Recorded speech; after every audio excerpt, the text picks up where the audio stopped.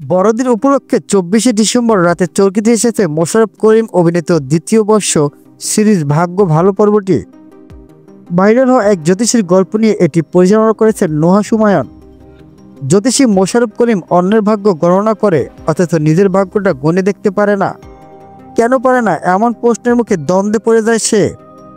আরও অভিনয় করছেন জেবুন্নেসা, সোবাহান টুনটুনি, আদনান, আদিব খান, সামিয়া অর্থই। ভাগ্য ভালো নিয়ে মোশাররফ করিম বলেন, গল্পটা শুনে আমার মনে হলো কাজটি করতে হবে। সঙ্গে চ্যালেঞ্জও অনুভব করলাম, কারণ কাজটার ঢং একটু আলাদা। আমার চরিত্রটা জ্যোতিষীর, সে বস্তিতে থাকে। একসময় সে এমন একটা কাজের দিকে এগিয়ে দেয় যা তার করা নিষেধ।